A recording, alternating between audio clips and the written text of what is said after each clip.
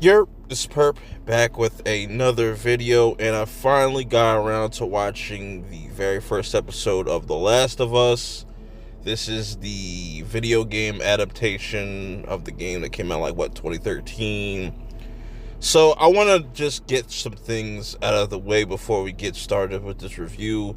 I am just going to be honest with you with this review and just how I view this show. And no, I have not played any of the games, so do not spoil anything. I do know key things, like I know about what happens in The Last of Us 2, but I don't have the overall arching kind of knowledge of the entire story. So this is going to be an interesting experience for me. I'm not into just saying things are woke, and I definitely see this show based off this first episode and how things are going to go. It's going to get a lot of hate watch, so be on the lookout for that. But if you're not looking for any of that, I welcome you here, because this is where we're really going to just break down this episode, and I'm going to give you my honest critiques about it.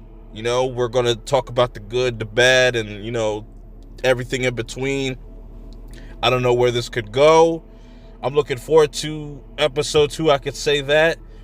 But there's definitely some issues with this episode as well. We're going to get into all of that in this review, so I appreciate you tapping in. With all that being said, let's get right into this review. Starting with the opening scene, we get this guy, kind of like this Fauci kind of character, explaining what viruses are and how this virus in particular that we're going to see in the show is going to be handled, and how it has something to do with fungus. And I know that's been one of the bigger critiques about this show, that they're changing certain things about how this thing spreads. But it's interesting that they start in 68. So I wonder if we're going to get back to that somewhere along in the series at some point. But I also have to kind of critique this intro, and I think this is one of my negatives. The intro is just not hitting, bro. It's just that there's nothing really there. I understand that people that are fans of the games might get off on it, but it don't bang, man. It doesn't have that Walking Dead type of flair, where it just has this crazy hook about it. A lot of the HBO intros kind of very much feel very similar. It's very odd, you know what I'm saying? They always, I don't know what it is. They all kind of feel repetitive. None of them really, really hit like that. This one in particular. So that's just a negative for me, or a nitpick, or however you want to kind of call it. I just wish the intro was a little bit more energetic. It kind of gets you into the mode, or just the mood to watch this show. That's just me personally. Some people out there might like the intro. Let me know how you guys feel about the opening to this show. Then we cut to 2003, which is crazy to think about, because that's also 2 years before 9/11. And think about that also, that this is taking place where this is before the inception of social media. So they don't even, in this universe, they don't even have that. That's not even a thing. So that's kind of interesting to think about. And it's still that's 20 years ago. That just blows my mind too. And just kind of seeing how things kind of operate at that time it's pretty interesting, because we're so used to seeing so many people use up the 70s, 80s, and 90s. We never go to the 2000s. So interesting aesthetics there. But we get introduced to Sarah. This is Joel's daughter, I'm assuming, and we get introduced to Joel. Very much happy day, very kind of typical start for a zombie apocalypse about to break out.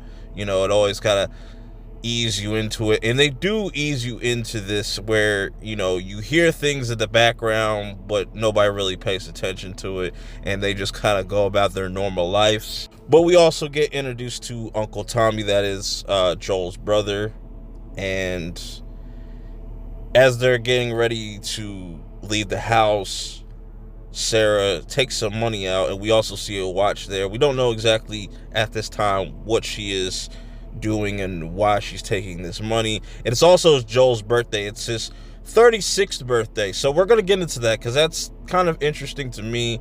And I see that kind of being an issue with some people that are fans of the games. They can kind of let me know when we get to it.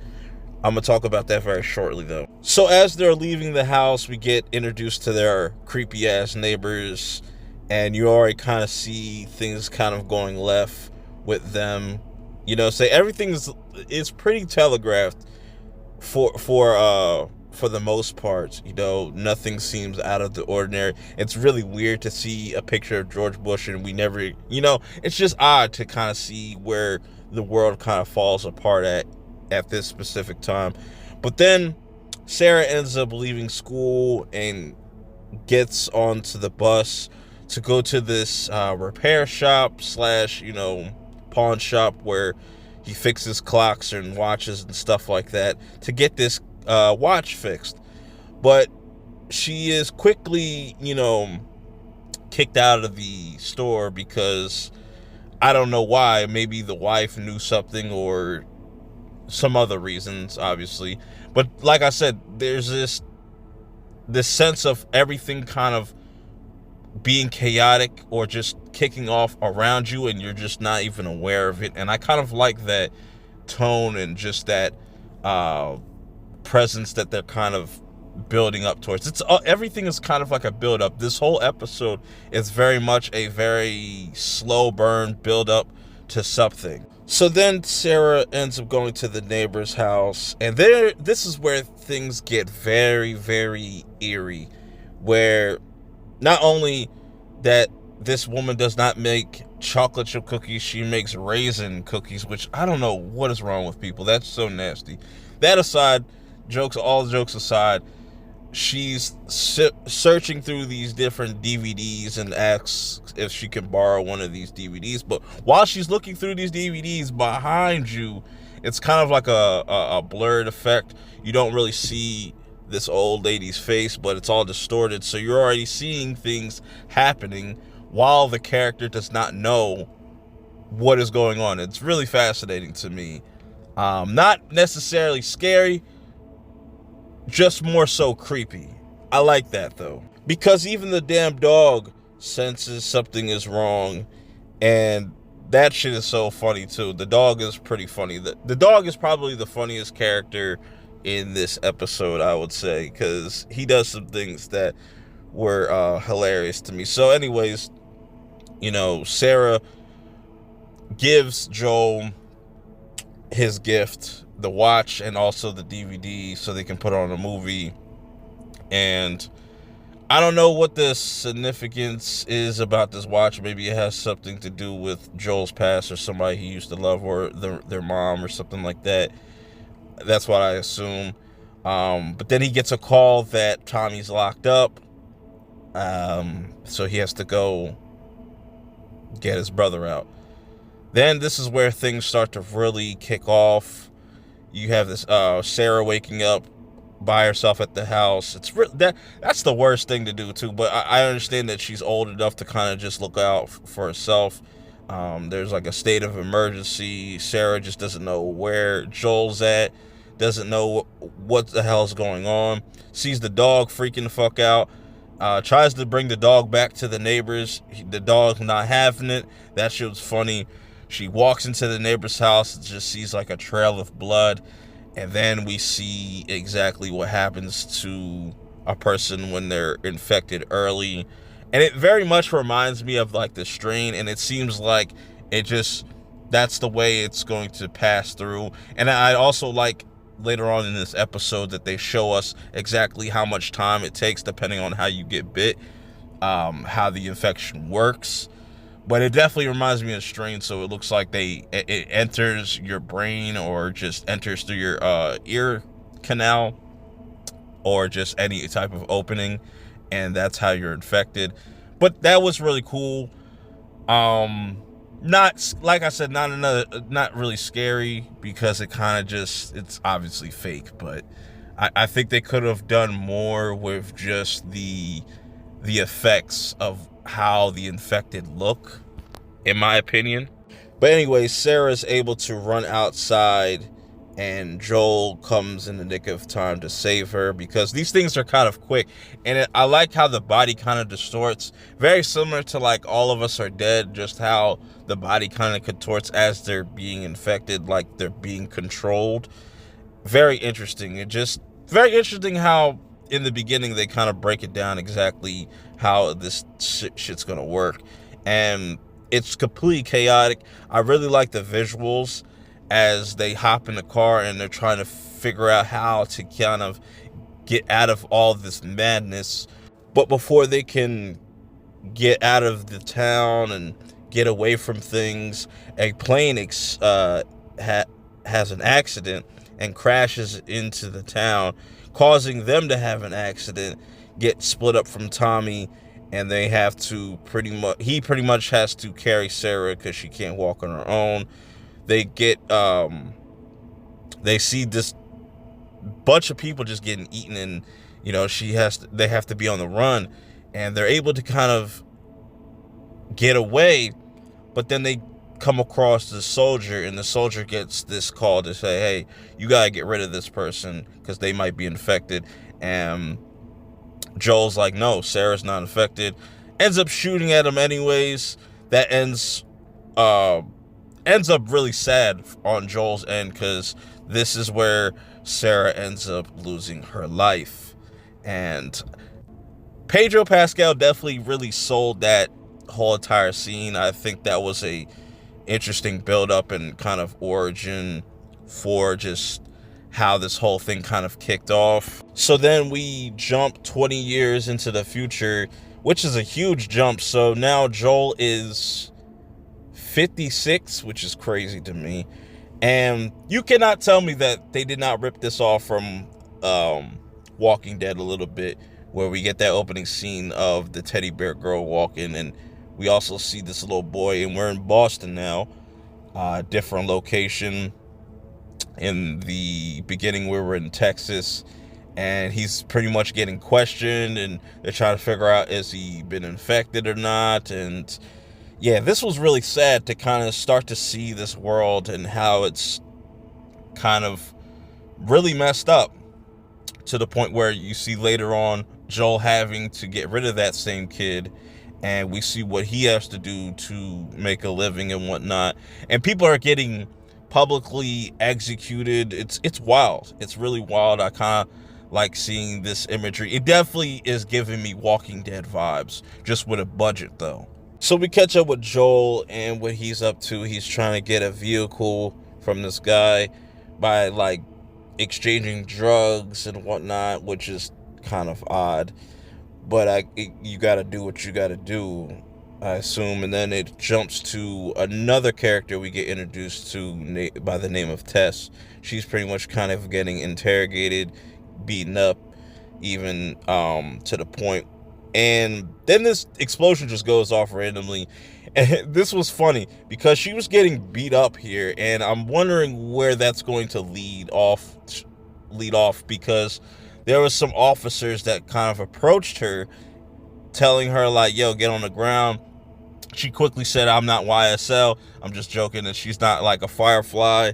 She's not a Firefly, which I'm thinking like maybe she gave some information, and that's why she was able to be let go. Because there was something that just didn't, I don't know, it just was missing there. Or just maybe it's going to lead into something else later on into the series. I don't know. Finally, we get introduced to Ellie, and I have seen what Ellie looks like in the video games, and this actress looks nothing like her. She definitely kind of sounds like her, but she looks nothing like her, and I could see that being very distracting for a lot of people. Also, Joel is trying to find out the whereabouts of his brother Tommy, while also going through this montage of him just popping pills.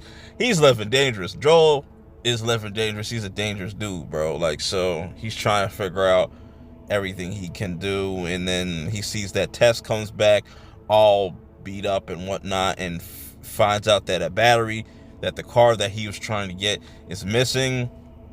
and stuff like that. And a battery in this type of world, in any type of post-apocalyptic kind of setting, is very important and very crucial. So they have to make a plan on trying to get that back. Then we get introduced to other characters named Kim and Marlene. Marlene is what we find out to be the leader of this section of the Fireflies in Boston. Also, wherever Joel's going is the same place where Ellie is at. And we also find out that Ellie is very important, as she's told by Marlene. And as Joel and Tess are breaking into this spot, this is where we get a kind of interesting glimpse of more of the affected and how it kind of works out. It's really like some fungus, like they're just stuck to the wall. And I'm wondering if we're going to see one of these things come to life. That's going to be dope. And there's this dead body that they come across.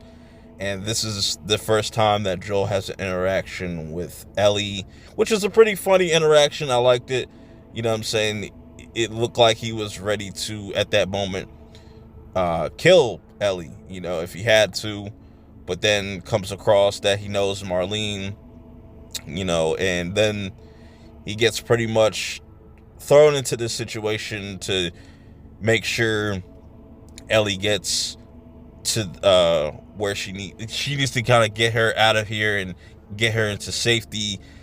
But I like this. I like kind of seeing this early interactions with these characters and seeing how observant Ellie's character is and how she can already figure out the code words that people use to communicate with one another.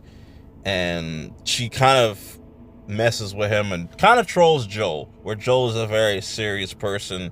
So that is going to be interesting to see flesh out. So as they're traversing through the town and whatnot, trying to get out of here, they end up crossing paths with the guard that, you know, Joel is selling the drugs to and whatnot, and quickly gets some PTSD and starts to beat the shit out of this man. And they kind of pretty much move on. But they also notice that Ellie has these markings on her arms that may lead her to be infected, but they just keep moving on anyways into this hazard zone, and the episode pretty much ends. So I hope I was able to break down everything in this episode the best that I could. Let me know how you guys feel about it. For me, I felt like this was a very long finale, but also kind of not very satisfying. Like, it doesn't have like a punch to it. This first episode really didn't have a punch to it besides, you know, Sarah's death. That was a big one. You know, Joel and Ellie's first interaction. Just some of the world building and just seeing how one thing led to another. It just doesn't have that Walking Dead type of hook. It doesn't have that Black Summer type of hook. And I give it the benefit of the doubt because this is a very slow-paced, slow burn type of story that they're giving us. And I'm willing to just give the first season a try to see where this goes. If it gets better from here. Like I said, there's things that I like about this. There's things that are kind of lackluster. I think they could have done more with the violence. I think the gore would have helped get people more invested. Maybe they're saving that for other episodes, or I don't know. It's an okay episode. I'm looking forward to seeing what's next. Let me know how you guys feel about this first episode, especially people that have played the game. Don't spoil nothing for me, but how do y'all feel about it, man? I think they could have definitely cut down this finale a little bit. Some things kind of dragged. Overall, it's okay. Till next time, I'll see y'all in the next one. Peace.